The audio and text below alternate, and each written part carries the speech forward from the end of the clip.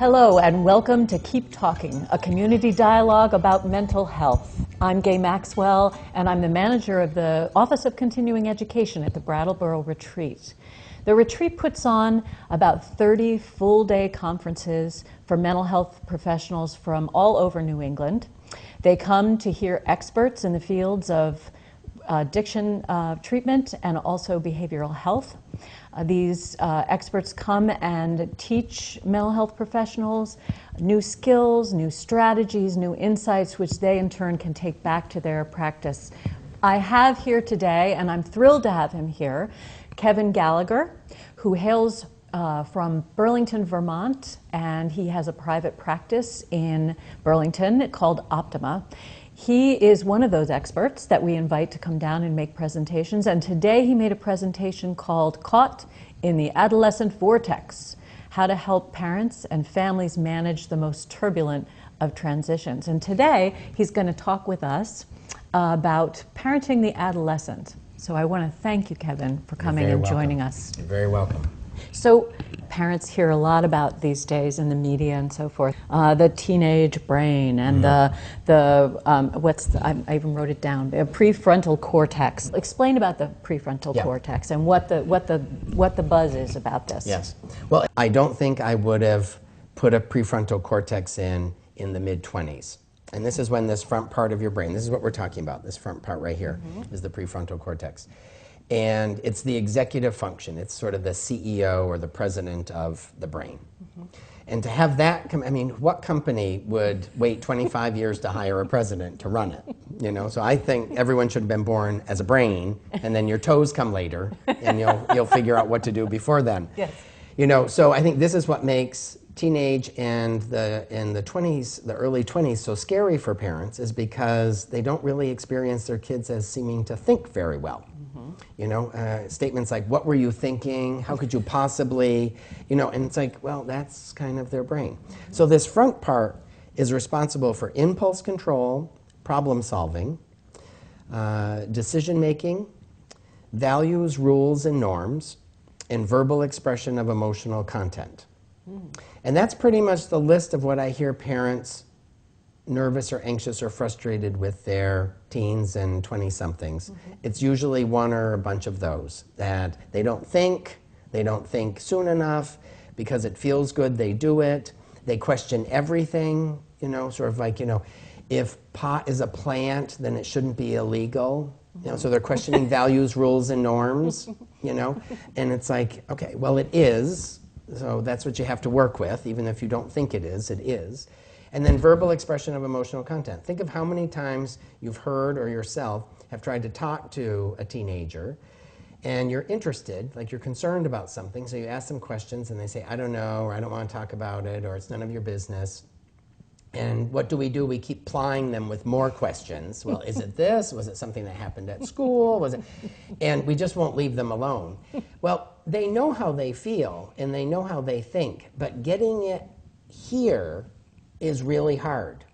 And they don't want to look or seem like they're not on your level.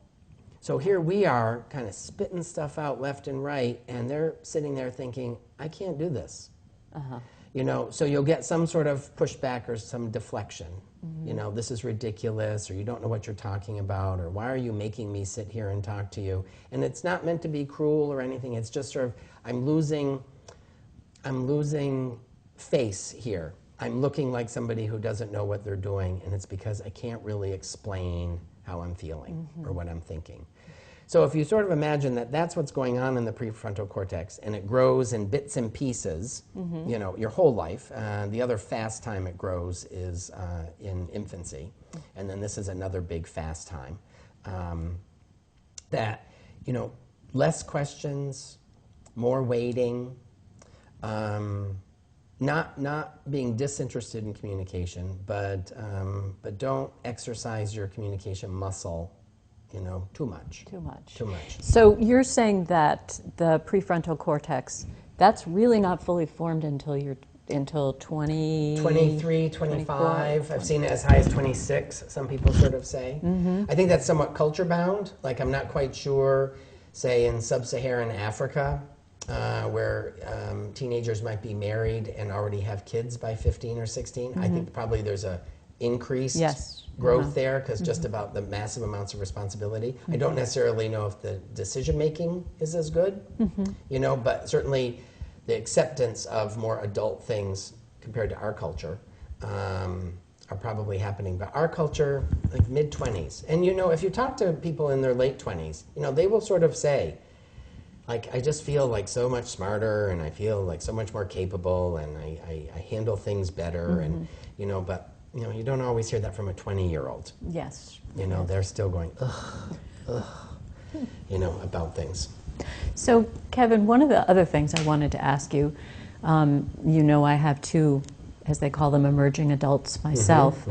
What are the challenges that you feel that adolescents face in 2013 that you and I would have never dreamed of facing? And you know, they have significant challenges that I don't think that we had to grapple with. No.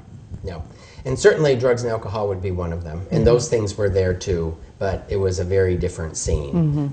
Even if you just sort of take marijuana, like the potency of today's marijuana is very different than in the 50s, 60s, and 70s, with much fewer people doing it then. So I think that's certainly one of them. I think divorced families and blended families is very different. When I was in high school, I went to a Catholic high school, but out of 450 kids in the school, I had the only divorced parents.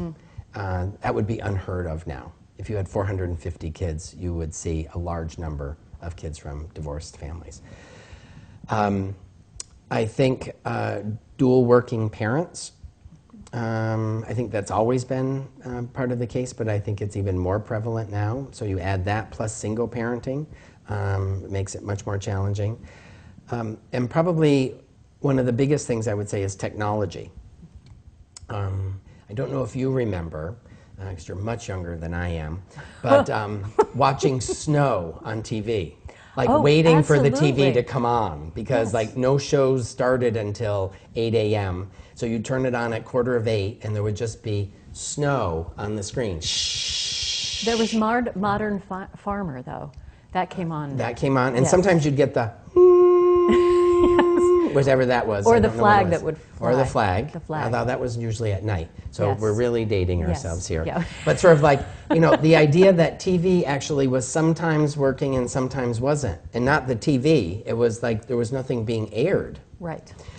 So now 600 channels airing 24 hours a day. And then you have Hulu and Xbox and laptops and PDAs. That's sort of like Phones. you can watch TV on everything. So I think the amount of stimulation that kids face is a little overwhelming for brains that aren't quite up to par yet. And then I think social media is incredibly challenging at this time. Twitter, Facebook, MySpace, Pinterest, Instagram. There's so many different platforms for people to talk. But I'm not quite sure if the talking's that useful. You know, it just seems like a lot of connection without being connected. So, you know, cyberbullying. You know, sort of like if someone was cyberbullying me, I wouldn't get online. You know, I wouldn't go to my Facebook page. They can't cyberbully me if I'm doing my homework online, but if I'm on a social media platform. So I'm not suggesting that, you know, kids that are being cyberbullied shouldn't have an online presence, but sort of like to remind kids that sort of like nothing is happening to them in a way that they can't stop parts of it.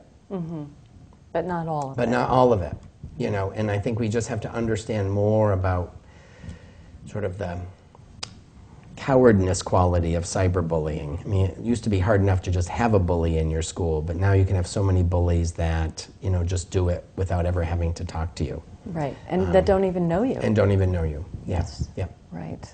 So how are you seeing that manifest in your work? I mean, or how are you needing to help kids with the social media, with technology? Yeah. Certainly the social media is to continue to encourage real, live, in-person relationships.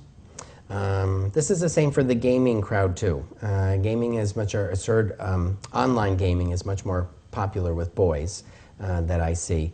But they play with their friends, that they call their friends. And there'll be like 20 of them all trying to take down some sort of evil empire, and they are working as a collective. But I don't think these people are friends, especially if you've never even seen them. So I do a lot of encouraging of, can you meet some of the people who are your friends online, as opposed to only talking online? Mm-hmm. Can you use the phone? I mean, it's amazing that the phone doesn't get used. Like, these devices are phones, but they look like typewriters. We actually have gone back to Morse code, mm-hmm. Even though we have the telephone, that we're going to send messages this way. Voicemail is just, it's so passé. It's ancient, like faxing. Yes. It's sort of like, why would I fax? It's like, I don't know. I think kind of the speed at which things happen, that I tend to want to help teenagers get as much awkward, uncomfortable people time, mm-hmm. given they will hunger for that later in life. That we do want love, we do want companionship, we do like community and family. And if you've been mostly talking to people on social media, you're not going to be very good at that. Mm-hmm. How true. Yeah. Yes. Well, I also wanted to ask you about the challenges of hormones, mm-hmm. and maybe I'm going backwards a little bit here, but when is it hormones, and when is that maybe a parental excuse for not getting the help you need for your kid? Yeah, and that's a huge concern for parents. Mm-hmm. And not a day goes by that some parent doesn't sort of say, "Is this normal? Is this a phase? Should we be doing something about this? It seems bad, but maybe it's not." Mm-hmm. So there is a lot of guesswork. Mm-hmm. There is a lot of guesswork. I guess I would tend to err on the side of phase. I don't think we need to be diagnosing kids with all kinds of terrible problems early.